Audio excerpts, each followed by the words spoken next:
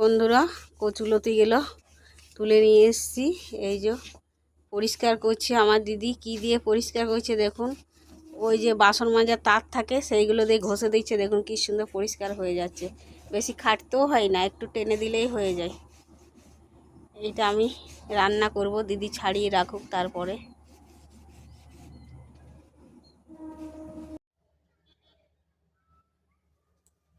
লতিটা আমি এই যে কচুলতিটা রান্না করব। কড়াই গরম হয়ে গেছে, আমি তেল দিয়ে দিচ্ছি। আমি সরষের তেল দিয়ে দিচ্ছি।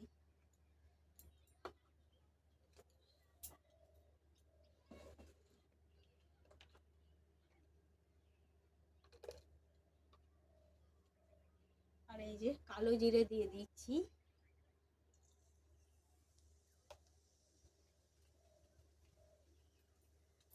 আর এই যে আমি শুকনো লঙ্কা দিয়ে দিচ্ছি একটা। আমার তেলটা হয়ে গেছে, আমি এবার কচুলতিটা দিয়ে দিচ্ছি, ধুয়ে মুছে পরিষ্কার করে নিয়েছি।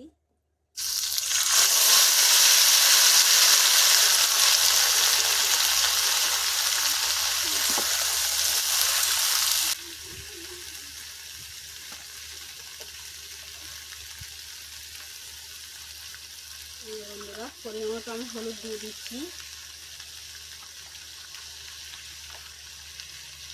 পরিমাণ মতো নুন দিয়ে দিচ্ছি।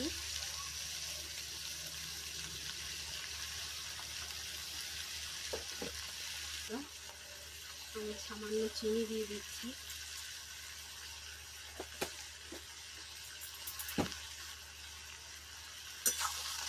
একটু নাড়াচাড়া করে নিচ্ছি।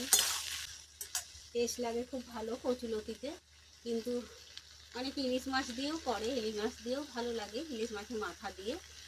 তো আমি আজকে নিরামিষ করছি, ইলিশ মাছের মাথা দিচ্ছি না, প্লেন করছি।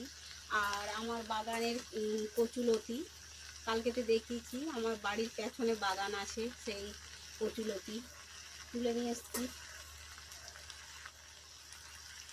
এই যে সব লঙ্কাগুলো সব চিড়ে চিড়ে দিয়ে দিচ্ছি।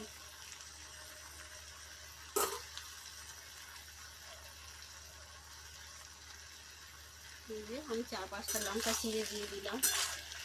এবার আমি ঢাকা দিয়ে দিই হয়, হ্যাঁ, তার জন্য আমি এই ছোটো থালা ঢাকা দিয়ে দিচ্ছি। আস্তে আস্তে ওইটা হোক, তারপরে আপনাদেরকে দেখাচ্ছি।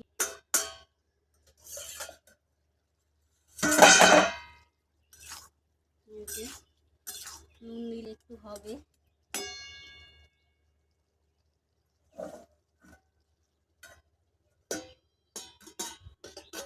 আর একটু সিদ্ধ হবে, হয়ে যাক।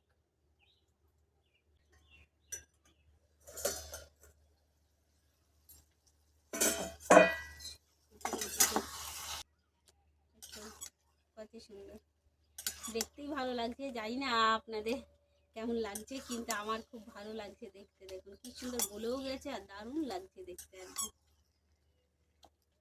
সেই প্রচুর তরকারি যেমন হয় একদম গলে যায় আর নরম হয়ে যায়, কি সুন্দর দেখুন।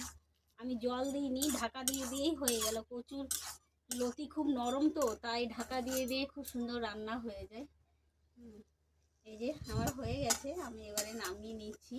আর দেখুন কত আগুন, কত সেই কয়লা গুঁড়ির আগুন, কয়লা গুঁড়ির যে গোল গোল করে পাকায়, কি বলে, ডেলা ডেলা পাকায়, সেই ডেলার আগুন, কত দেখুন আগুন। আমি এবারে এই আগুনটাতে আমি, এটা হয়ে গেছে নামিয়ে দিচ্ছি। আমি আগুনটাতে এবারে জল গরম চাপাবো।